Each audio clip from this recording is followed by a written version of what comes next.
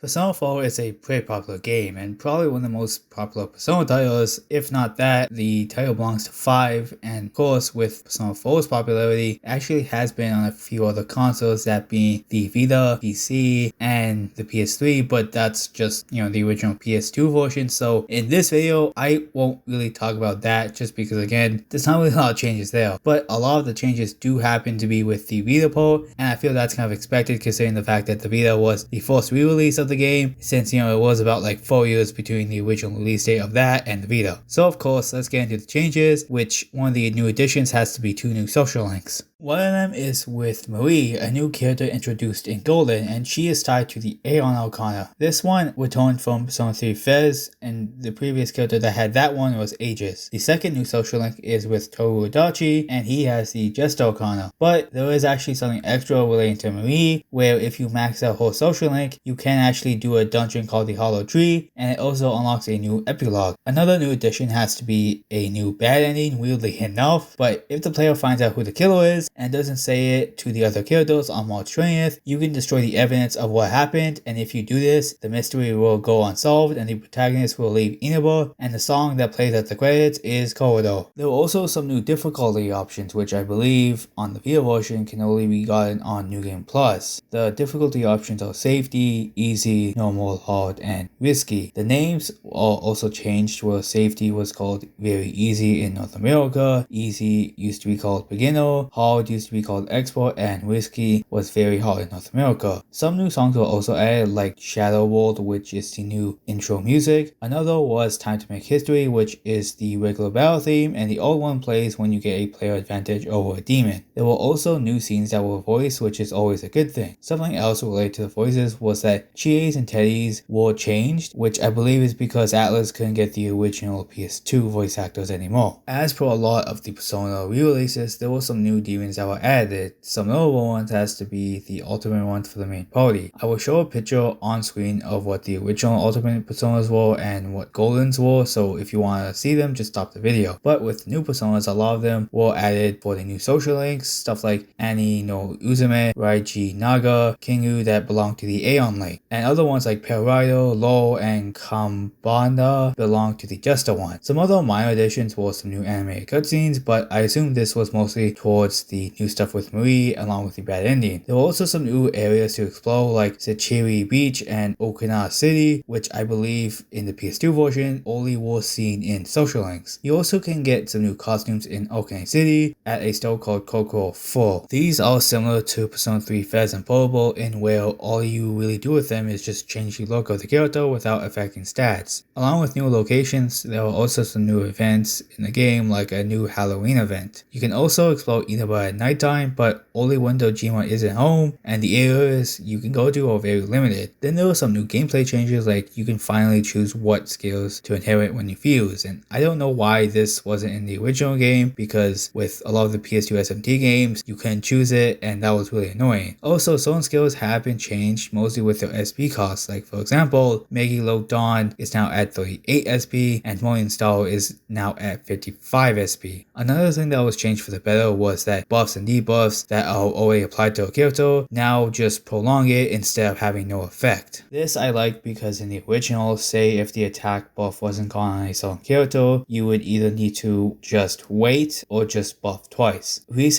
can also help the team out in all attacks, and I do believe she has a modifier to help her do more damage in them. Also, the party members do have some changes with their skill sets. For example, Chie ends up blowing up Pupil and Auto Tarukaja instead of Ice Boost and Bufala. The characters can also learn different skills if you bike with them, like for example, Yosuke can end up blowing Megi Do. Every character can do this, so if you want to, you can just look them up. Another aspect that was changed was shuffle time, where if all the cards are drawn, you get a sweep bonus, and they guarantee a shuffle time in the next battle, along with 2 extra cards and any death and or judgment card, and any owned persona cards being turned into different cards. Also, all the major and minor arcana cards are included here, and the each have their own effects. There are also tag team attacks where 2 team members can actually team up to do a pretty strong attack. Along with that, cavalry attacks are in the game where a member not in the party currently comes in and attacks. This usually happens when you get a critical hit or a weakness down on a certain amount of enemies. This depends on how much demons are in the fight, but it's usually +2 no matter what. There's also a new gallery menu added, and it's called TV listings. This shows bonus content that you can actually watch, like Giants of P, where it shows Persona 4 concept art with commentary. There are others as well, like showing Japanese commercials for the various Persona 3 titles, along with the PS2 release of Persona 4, along with getting a music player. There's also new features called the Vox Blue. I don't know how to pronounce that, but there's that, and also an SOS feature, but only when you're connected online. The former lets you actually see what other players are doing in a certain day, and lets you see what other personas other players are using. The SOS feature lets you call other online players to help you in dungeons, and lets you send help to others. This is received as gifts as small amounts of HP and SP, and the amount is very small, and this isn't restricted by your current health of your party either. Also, the Fox's requests have been slightly changed, like for example, you can actually unlock Sakiri Beach with this final request. You also have extra time to do stuff with social links if you get the good at it, and that's extended to February 14th. Along with that, there's also a scene skipping feature which can be helpful for a game as long as this. The next change directly affects the dungeons, where is that with the floors and chests, it actually can be reset by changing floors. Back in the PS2 version, you had to leave the dungeon or exit the TV world or just go to a different dungeon. Now moving on to what was changed with the Steam port, and note, almost everything that was in the Vita version is here. There was a bug fix for a glitch where the game might act up if the player does reset a battle way too many times, and now again in the Steam port, that can never act up. You can also run the game at 4K along with going with 60 FPS or more, which is nice considering the fact that the Vita version ran at 476p and at 30 FPS. You also have dual audio and numerous language text options, which is nice. The anime cutscenes also have subtitles to them, which is again pretty cool.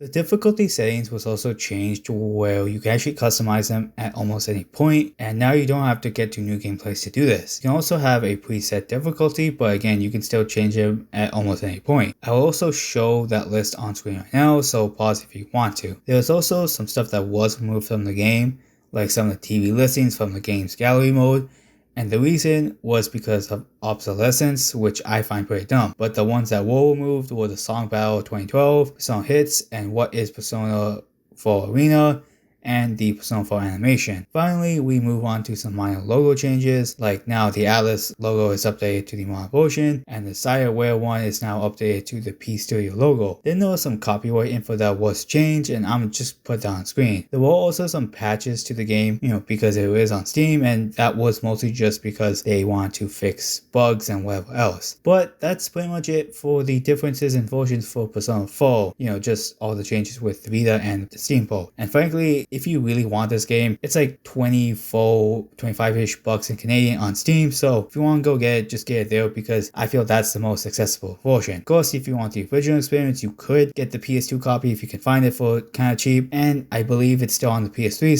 so if you really want to play it there, just might as well get a PS3 now because the store might shut down considering the fact that last time Sony was considering to shut down the store, so act quick. But thank you all for watching and see you guys later.